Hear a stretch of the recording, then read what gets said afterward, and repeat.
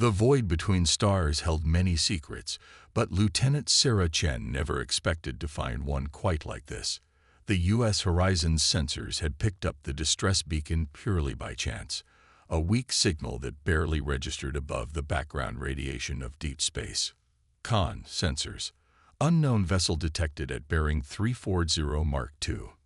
Energy signature doesn't match any known configuration, reported Ensign Rodriguez, his dark eyes fixed on the holographic display before him. Sarah straightened in her captain's chair, feeling the familiar surge of adrenaline that came with any unexpected encounter in deep space. As acting commander during the night shift, decisions like this fell squarely on her shoulders. "Show me," she ordered, and the main view screen flickered to life. The vessel that appeared before them was unlike anything she'd seen in her decade of service. Its hull seemed to flow like liquid metal, organic curves replacing the utilitarian angles of human spacecraft. But what caught her attention wasn't its alien design.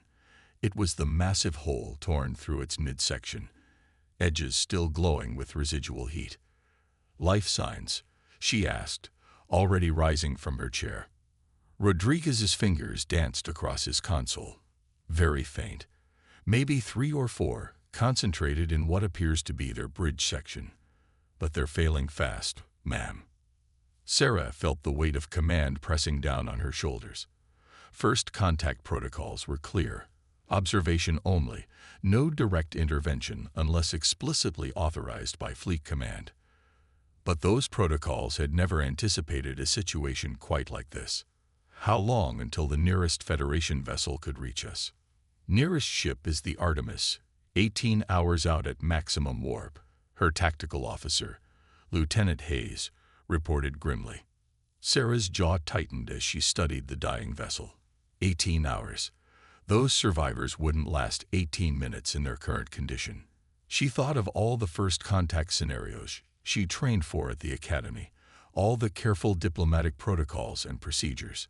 None of them seemed to matter much when faced with the simple choice between life and death. "Prep Medical Bay 1 for possible alien casualties.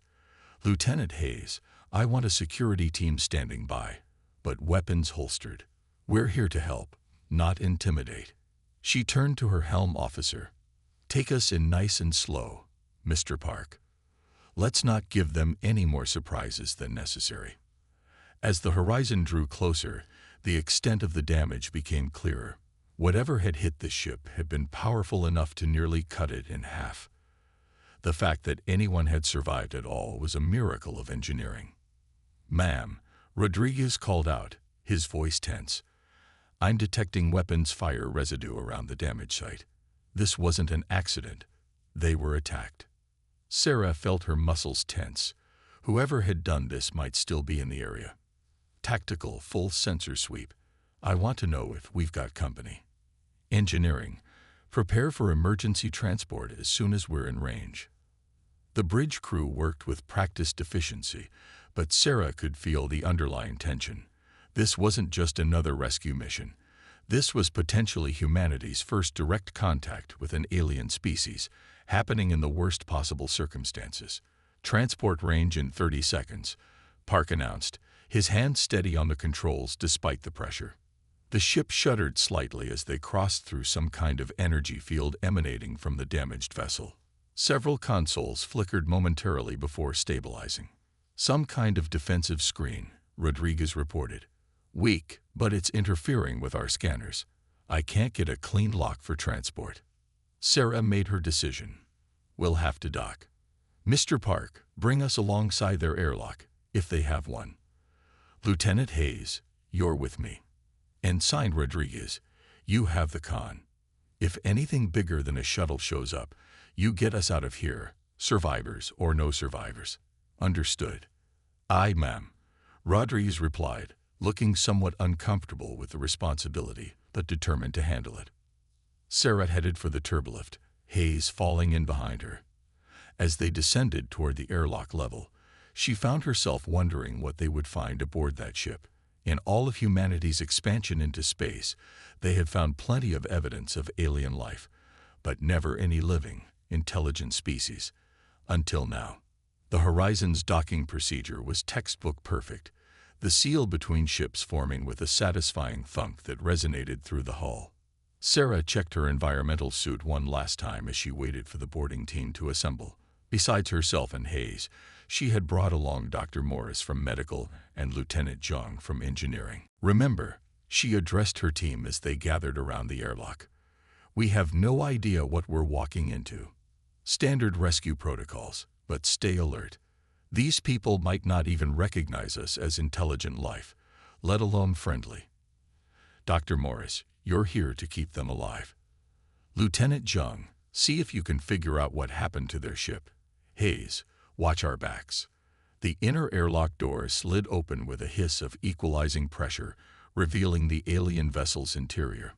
The architecture was as organic as the exterior, corridors curved and flowing like river channels. But the beauty was marred by savage damage. Panels torn free, mysterious fluid leaking from ruptured conduits, and what looked disturbingly like blood spattered across several surfaces. Their helmet lights cut through the smoky darkness as they made their way deeper into the ship. The artificial gravity was still functioning, though sporadically, causing occasional moments of weightlessness that made navigation tricky. Life signs are stronger, Morris reported, studying his medical scanner. 2 levels up, about 30 meters ahead, but they're growing weaker. They found the first body near a junction of corridors. It was humanoid, but clearly alien, tall and slender, with iridescent skin that seemed to shift colors even in death. 4 arms were folded peacefully across its chest, suggesting someone had taken the time to show respect for the fallen despite the chaos. Multiple plasma burns, Morris noted clinically, though his voice was tight with controlled anger. They didn't stand a chance. Sarah forced herself to look away from the fallen alien. We can help the ones who are still alive. Move out. They encountered 2 more bodies before reaching what appeared to be the bridge. The door was partially melted, stuck halfway open. Hayes and Jung had to use their suit's enhanced strength to force it wide enough for them to pass through. The bridge was a scene of devastation. Consoles sparked fitfully, casting strange shadows across the curved walls. 3 more bodies lay where they had fallen, defending their posts to the last. But it was the 2 survivors that drew Sarah's immediate attention. They were huddled in what seemed to be the command area, one clearly trying to protect the other. The defender raised what was obviously a weapon as the humans entered, their movements weak but determined. Sarah immediately raised her hands, taking a slow step forward. "We're here to help," she said, knowing they couldn't understand her words, but hoping her tone and body language would convey her intentions. The alien's weapon wavered, then lowered slightly. Now that she was closer, Sarah could see that both survivors were badly injured. The one holding the weapon had severe burns across their torso, while the other appeared to have suffered massive trauma to their lower body. Dr. Morris was already moving forward, medical scanner whirring. Multiple internal injuries, severe plasma burns, possible spinal damage. We need to get them to medical immediately. The defender spoke, their voice producing harmonics that made Sarah's suit speakers vibrate sympathetically. Though the words were unintelligible, the meaning was clear. They wouldn't leave their companion behind. Together, Sarah said firmly, making a linking gesture with her hands, "We'll take you both. You'll stay together." Whether it was her tone, her gesture, or simple desperation, the aliens seemed to understand. They lowered their weapon completely, slumping in obvious exhaustion. Lieutenant Jung, help Dr. Morris with the injured one. Hayes, help me with this one.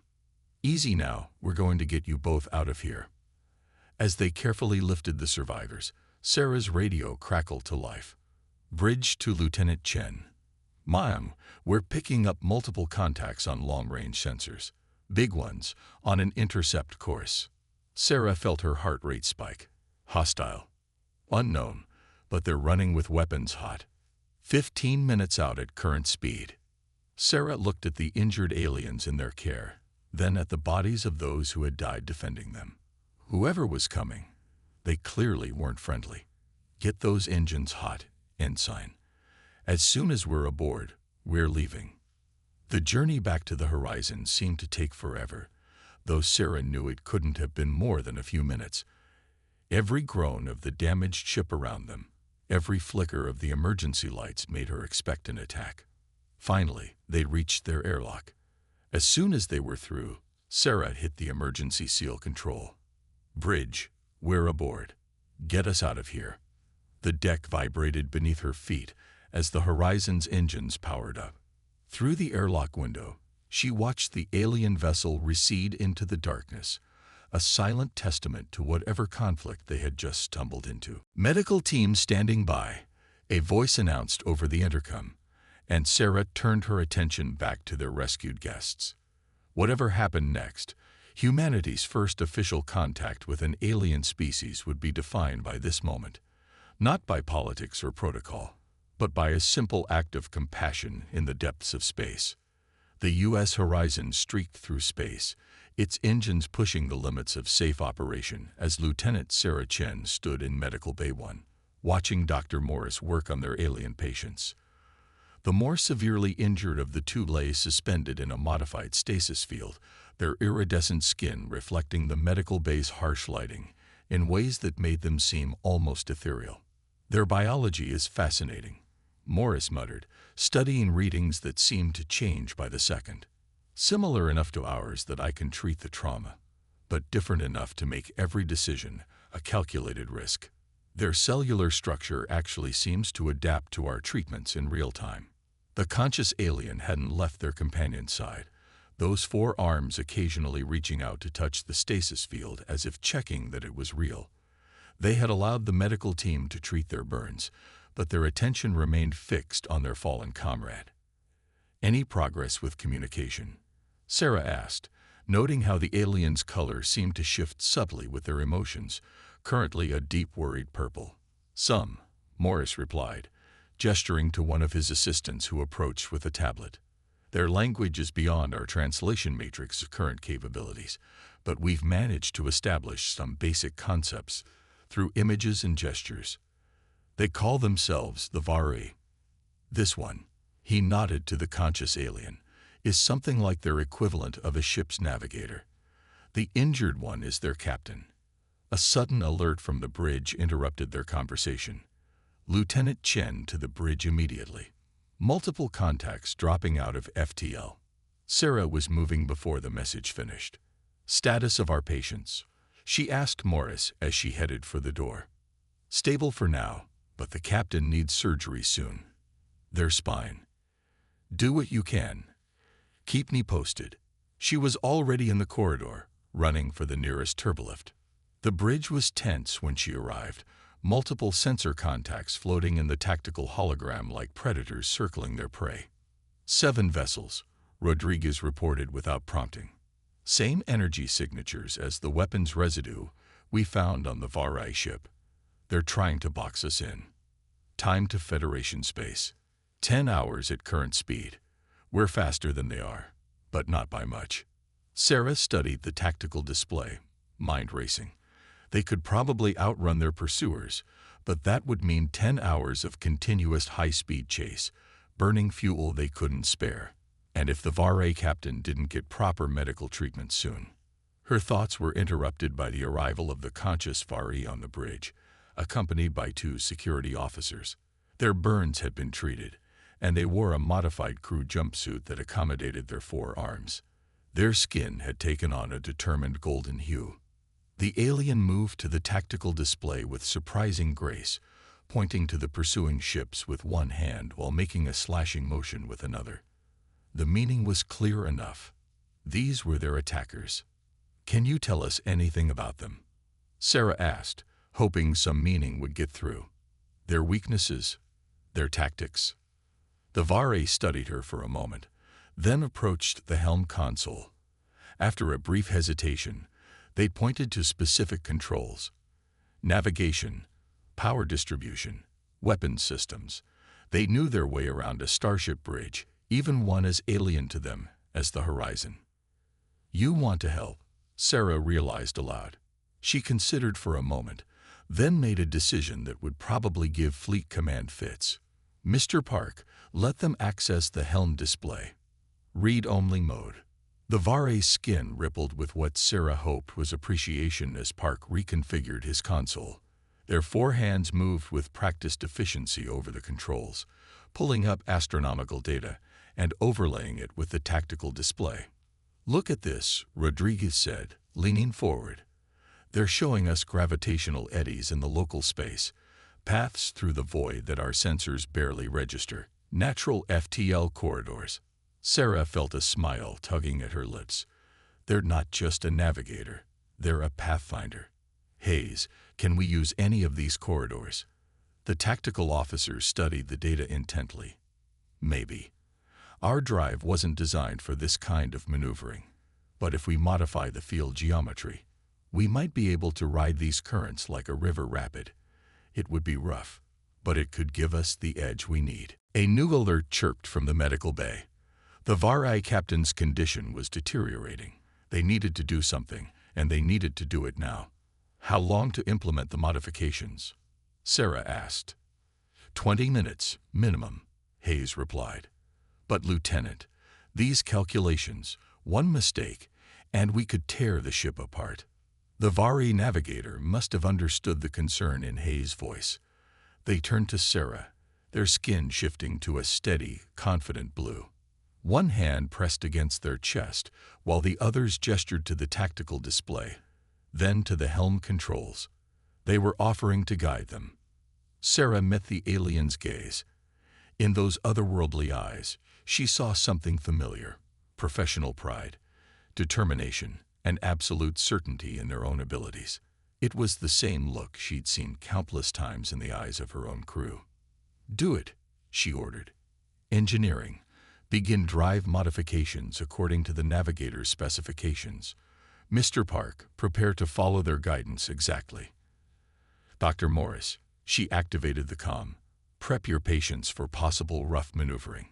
Everyone else, secure for emergency acceleration." The next 20 minutes were a flurry of activity as the crew rushed to implement the modifications.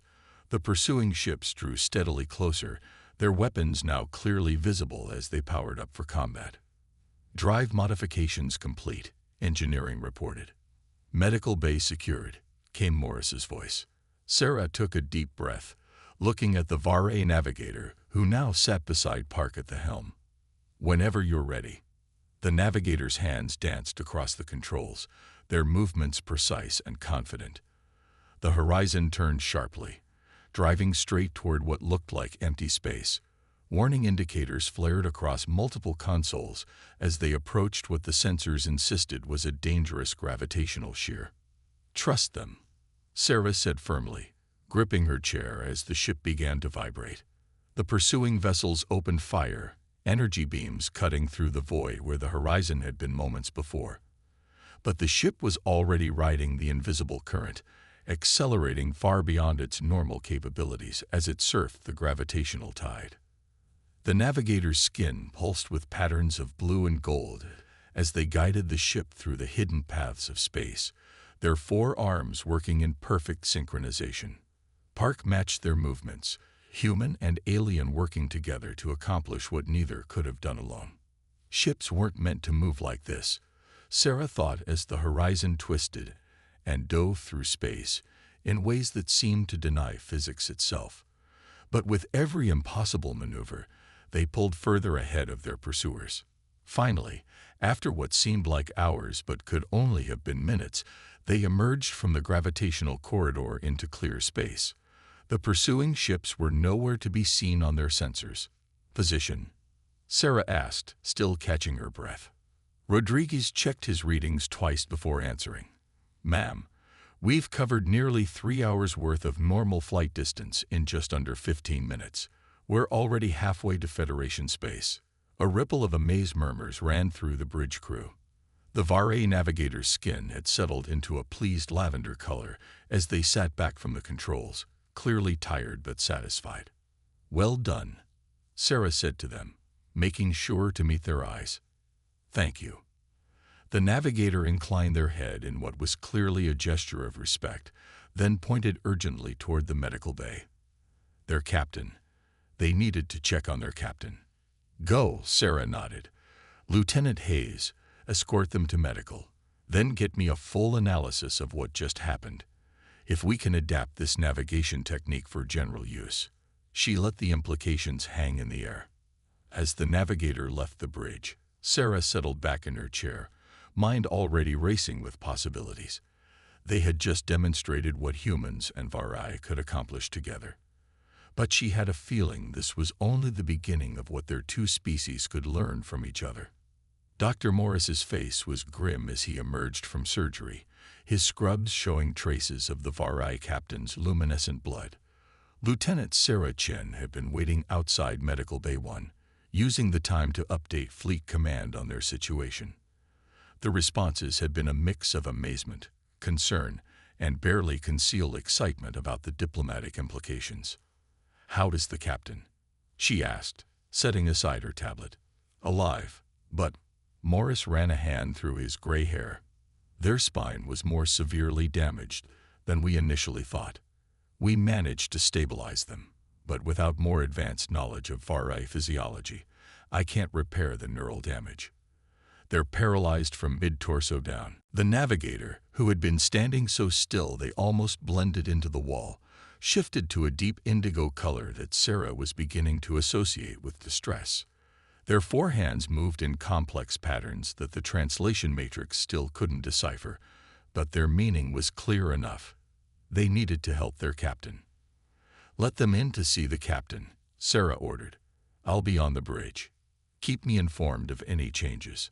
She had barely made it to the turbolift when the ship's alert klaxons began blaring. Multiple hostile contacts. Rodriguez's voice came over the comm. "They found us." Sarah burst onto the bridge moments later. The tactical display showed 5 ships emerging from what appeared to be some kind of cloaked state, their weapons already charging. "How did they track us?" she demanded. Hayes was already analyzing the sensor data, some kind of quantum resonance. "They're tracking our drive signature from when we used those gravitational corridors. We've got maybe 2 minutes before they're in weapons range." Sarah's mind raced. They couldn't outrun these ships, not without the navigator's help, and they were needed at their captain's side. Fighting was suicide against these odds. That left. Her thoughts were interrupted by the arrival of both Vari on the bridge. The navigator was supporting their captain, who was secured in a modified hover chair. Despite their obvious injury, the captain's skin rippled with determined patterns of gold and silver. The captain gestured to the tactical display, then made a series of quick hand movements that the navigator translated into interface commands. A new set of data appeared, showing detailed schematics of their pursuers' ships. "They're giving us tactical data," Hayes said, eyes widening as he analyzed the information. "Shield frequencies, weapon configurations, blind spots in their sensor coverage." The captain made another series of gestures, which the navigator seemed to understand immediately. They moved to the helm console, their 4 hands hovering over the controls. "They want to help us fight," Sarah realized. She studied the injured captain's determined expression, seeing in it the same steel she'd felt in herself when making the decision to rescue them. "Okay, Mr. Park, coordinate with our navigator. Hayes, start analyzing those shield frequencies. Rodriguez, I want every bit of sensor data these schematics can give us. Let's show these attackers what humans and Vari can do together." The next few minutes were a symphony of coordinated action. The navigator's intimate knowledge of space, combined with Park's skilled piloting, kept the horizon just out of the enemy's optimal firing solutions. Hayes used the provided tactical data to time their counterattacks perfectly, while Rodriguez fed them real-time sensor data that let them predict their opponent's movements. The Vari captain remained at the tactical station, their hands flying over a modified interface as they coordinated the overall strategy. Their injury might have taken their ability to walk, but their tactical brilliance was undiminished. "Port shields failing," Hayes called out as enemy fire slipped through their defenses. The captain's skin flashed with patterns Sarah hadn't seen before, and the navigator responded immediately, sending the horizon into a complex spiral that scattered their attackers' formation. Now, the captain's gesture needed no translation. Haze fired, their weapons precisely targeted thanks to the VARI tactical data. 2 enemy ships erupted in silent explosions, while a third spun away, clearly damaged. The remaining attackers hesitated, clearly unprepared for such effective resistance. That hesitation was all the opening the captain needed. Another series of commands, another precisely coordinated dance between human and VARI crew members, and the battle was over. The surviving enemy ships fled, disappearing back into their cloaked state. In the sudden quiet of the bridge, Sarah turned to the VARI captain. "Thank you," she said simply. "We couldn't have done this without you." The captain's skin shifted to a color she hadn't seen before. A deep, resonant purple shot through with threads of silver. They reached out with one hand, touching the tactical console, then gestured to the crew, then back to themselves. Together, Sarah nodded, understanding. "We're stronger together." The navigator made a sound that the translation matrix finally recognized, rendering it as a single word. "Alliance." The captain nodded firmly, their skin patterns stabilizing into what Sarah was coming to recognize as their command colors. They began a series of more complex gestures, which the navigator translated through the ship's computer. "They're saying their attackers are part of something called the Nexus Dominion," Rodriguez reported, reading the translation. "An aggressive species that sees both humanity and the VARI as threats to their expansion." The captain's ship was on a mission to gather intelligence about Dominion movements in this sector when they were ambushed. More gestures, more translation. "The VARI have been looking for potential allies against the Dominion. They deliberately let their distress signal be detected by our patrol route. They wanted to test how we would respond." Sarah raised an eyebrow. "You risked your lives on a hunch that we would help." The captain's skin rippled with what might have been amusement. The next series of gestures translated as, "We study your species carefully. Your responses to distress signals, even from unknown sources. Your willingness to risk yourselves for others. Your adaptability. We needed allies who would act from compassion as well as logic. You proved us right." "And now?" Sarah asked, though she suspected she knew the answer. "Now," the translation read, "we propose a formal alliance. Your technology, our knowledge. Your compassion, our experience. Together, we can stand against the Dominion. Apart, they will pick us off one by one." Sarah looked around her bridge, seeing the same determination in her crew's eyes that she felt herself. They had just proven what humans and VARI could accomplish together. And this was only the beginning. "I'll need to contact Fleet Command," she said. "But speaking for this ship and this crew, we would be honored to be your allies." The captain's skin blazed with patterns of gold and silver, a display so bright it nearly hurt to look at. The navigator's colors shifted to match, and Sarah felt something profound had just happened. The first step toward a future neither species could have achieved alone. 3 months after the initial encounter, the U.S. horizon had become something unprecedented in human space, a true hybrid vessel. VARI technology seamlessly integrated with human systems, creating capabilities that neither species had achieved alone. But more remarkable than the technological integration was the crew itself. Lieutenant Sarah Chen, recently promoted to full commander, stood on her bridge watching human and VARI crew members working side by side. The navigator, who they now knew as Zara Eth, had officially joined their crew as Chief Navigation Specialist, their unique abilities revolutionizing how the horizon traveled through space. The VARI captain, Vextera, had recovered significantly under Dr. Morris's care. Though still unable to walk, they had adapted their command style to work from their hover chair, which now incorporated both human and VARI technology.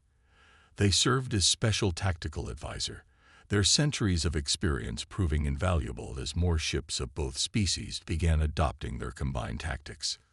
"Commander," Rodriguez called from his station. "Incoming transmission from Federation Command.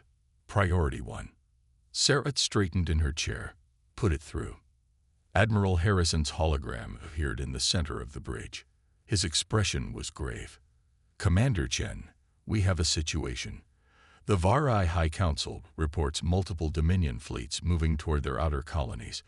But that's not the worst of it. We've detected similar movements near our borders. They're planning a coordinated strike against both our species. A pruning action. Vexterra's translated voice joined the conversation. The Dominion eliminates potential rivals before they can fully unite. Classic strategy. Agreed. Harrison nodded to the Varai captain. Which is why what you've achieved aboard the Horizon is more important than ever. We're implementing your integration protocols fleet-wide, but we need time. The Horizon will lead a task force to delay the Dominion advance. Buy us the time we need to get more ships and crews up to your level of cooperation. Sarah felt the weight of responsibility settle on her shoulders. What kind of opposition are we looking at? At least 30 Dominion capital ships, split between their two attack vectors. Your task force will consist of 3 human vessels and 2 Vari cruisers. You'll be significantly outnumbered. Numbers aren't everything. Vexterra's skin rippled with tactical patterns. Not when you can move like we do. The Admiral's hologram smiled grimly. That's what we're counting on. You've shown us what's possible when our species work together. Now prove it wasn't a fluke.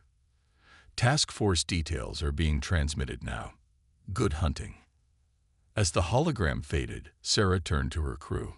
Rodriguez, start analyzing those fleet movements. Hayes, coordinate with our Varai allies on weapons integration. Zarageth, show me where we can hurt them. The navigator's 4 hands moved across their console with practiced efficiency, bringing up a complex map of gravitational currents and spatial anomalies. The Dominion relies on conventional space lanes, their translated voice explained. They lack the insight to see the true paths between stars. We can use this. Their arrogance is their weakness, Vexterra added, their tactical display highlighting key points in the enemy formation. They believe their technology makes them superior. They've never faced an opponent who could match their capabilities, let alone exceed them. Then let's show them something new. Sarah stood, addressing her hybrid crew. What we've built here on the Horizon isn't just an alliance of convenience. It's proof that we're stronger together than apart. Each of us brings something unique to this partnership. Human adaptability, Varai wisdom, our determination, their experience. Together, we've created something neither of our species could have achieved alone. She moved to the tactical display, studying the enemy positions. The Dominion thinks they can stop this alliance before it truly begins. They think they can keep our species divided and vulnerable. Let's prove them wrong. The next few hours were a flurry of preparation as the task force assembled. The human ships, Horizon, Challenger, and Dauntless, moved in perfect formation with their Vari counterparts, Starweaver and Dawn's Light. Each vessel now carried a mixed crew, though none had achieved quite the level of integration as the Horizon. Task force in position, Rodriguez reported. All ships reporting ready. Sarah took a deep breath, looking at Vexterra. The captain's skin had taken on the deep gold of battle readiness. Your people have fought the Dominion before. Any final advice? They expect us to be predictable. Vexterra's patterns shifted thoughtfully. To follow the same tactical doctrines they've seen before. So let's be unpredictable. Let's show them something they've never seen. Zara F. Sarah turned to the navigator. Plot us a course they won't expect. Something that only human and Vari working together could achieve. The navigator's hands danced across their console, laying out a route that seemed to defy conventional physics. Here, they indicated, through the gravitational reefs. The currents are treacherous, but if we coordinate our movements, we can hit them from a vector they'll never see coming. Hayes finished, already adapting their weapons calculations. The gravitational distortions will mask our approach until it's too late. Sarah smiled. This was what the alliance was about, each species contributing their unique perspectives to create something entirely new. Signal the task force. All ships prepare for gravitational corridor navigation. Let's introduce the Dominion to the future they try to prevent. As the small fleet began its unprecedented maneuver, Sarah felt a fierce pride in what they had accomplished. 3 months ago, humans and Vari had been strangers.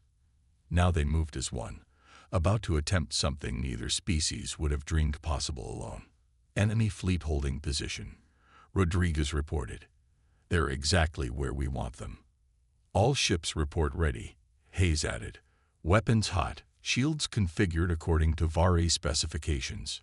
Sarah shared a look with Vextara, seeing her own determination reflected in the captain's otherworldly eyes. Send the signal. Operation Convergence begins now. The task force dove into the gravitational currents, 5 ships moving with impossible precision through space that should have torn them apart. Human adaptability combined with Vari insight, creating a dance through the void that would rewrite tactical doctrines for both species. The Dominion wouldn't know what hit them. But more importantly, they would learn that they had failed in their primary objective. The alliance between humans and Vari wouldn't be stopped. It would only grow stronger with each challenge, each shared victory, each moment of cooperation between 2 species who had discovered they were stronger together than they ever could be apart. The Dominion never saw them coming. Commander Sarah Chen watched from the Horizon's bridge as the combined human-Vari task force emerged from the gravitational corridors directly behind the enemy fleet. The Dominion ships, arranged in their characteristic arrowhead formation, were caught completely off guard by the attack from their supposedly secure rear flank. All ships, execute attack pattern convergence, Sarah ordered, her voice steady despite the adrenaline coursing through her veins. Remember your training. Move like we practiced. The 5 ships of the task force split apart with perfect precision, each taking advantage of the unique capabilities their hybrid crews had developed. The Horizon led the charge, Zaraeth's masterful navigation allowing them to dance through space in ways that seemed to defy physics itself.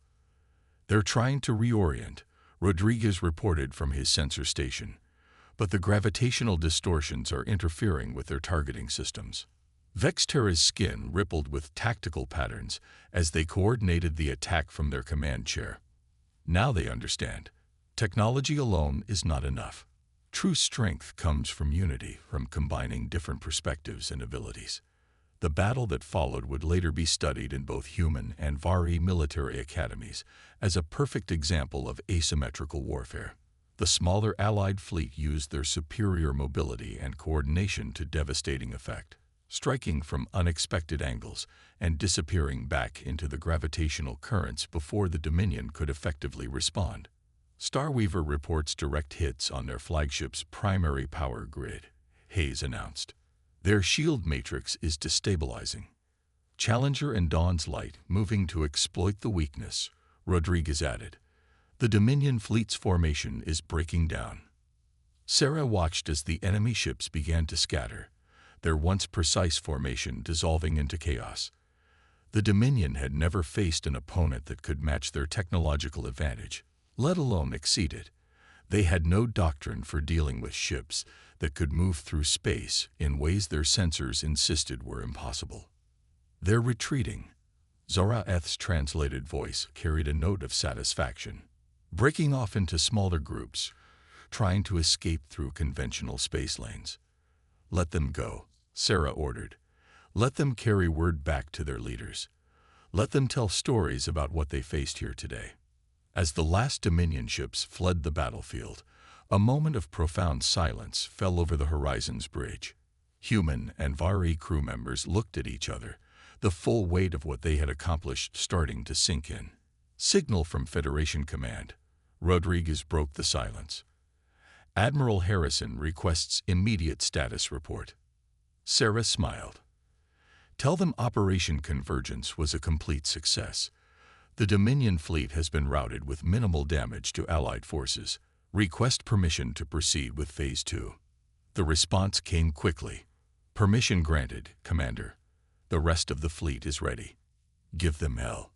Over the next several weeks, the task force led similar operations against Dominion forces throughout the sector.